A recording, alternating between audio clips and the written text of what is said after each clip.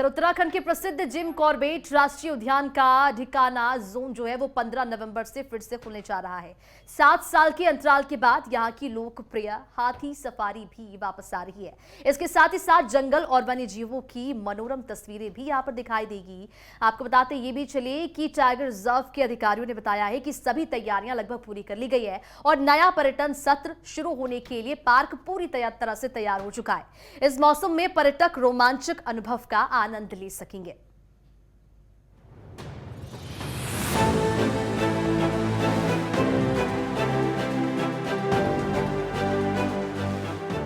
उत्तराखंड के प्रसिद्ध Jim Corbett राष्ट्रीय उद्यान का ढिकाला क्षेत्र 15 नवंबर को फिर से खुलने के लिए तैयार है।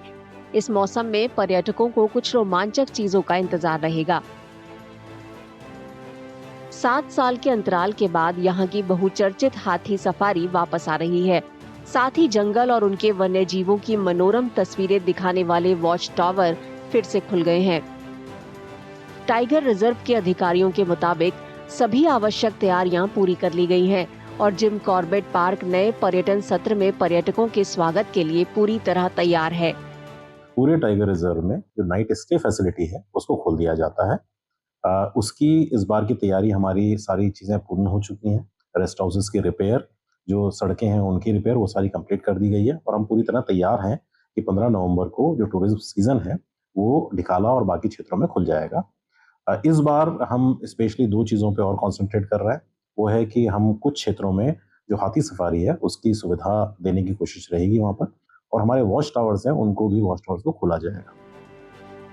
पुराने और बेहतरीन अनुभवों से वापसी से स्थानीय लोगों और वन्यजीव प्रेमियों में खुशी की लहर दौड़ गई है, जो इसे लोगों को प्रकृति से पुनः जोड़ने और पर्यटन को बढ़ावा देने की दिशा में एक कदम के रूप में देखते हैं।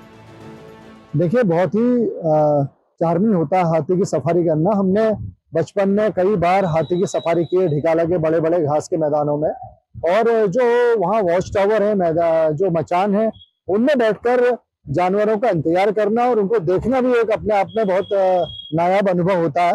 तो मैं समझता हूँ बीच में अलग अलग वजहों से ये सब बंद हो गया था, अब ये फिर से खुलेगा, एलिफेंट सफारी फिर से खुलेगी, तो जंगल का जो रोमांच है उसको पर्यटक ज्यादा अच्छी तरह से महसूस कर पाएंगे। देखिए, निश्चित रूप से बहुत अच्छी खबर है हम लोगों के लिए, क्योंकि हम काफी समय से इस पर डिमांड कर रहे थे। ये पूर्व में संचालित होता था, चाहे हाथी सफारी हो या फिर वॉच टावर पर जाना, लेकिन बाद में किन्हीं कारणों से इस पर प्रतिबंध लग गया था। तो हम वन विभाग से लगातार मांग कर रहे थे इसको खोलने की पुनः, और ये पर्यटकों के लिए एक बहुत अच्छा अनुभव होगा, क्योंकि जब जंगल आप जाते हैं, एक हाथी की सफारी आप करते हैं, तो उसमें एक अलग अनुभव आता है। और साथ ही साथ वॉच टावर से जब आप जानवरों को देखते हैं बिना उनको डिस्टर्ब किए हुए, मुझे लगता है सराहनीय प्रयास है और पर्यटक इससे जरूर लाभान्वित होंगे।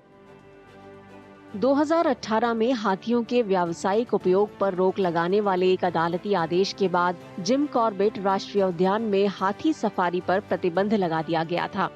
अदालत ने वन्यजीव संरक्षण अधिनियम 1972 और पशु क्रूरता निवारण अधिनियम 1960 के उल्लंघन का हवाला देते हुए यह आदेश दिया था। अब हाथी सफारी की वापसी से उद्यान प्रशासन का मानना है कि ये आकर्षण न केवल पर्यटकों के अनुभव को बेहतर बनाएगा, बल्कि स्थानीय अर्थव्यवस्था को भी मजबूत करेगा, जो पर्यटन पर बहुत ज्यादा निर्भर करती है।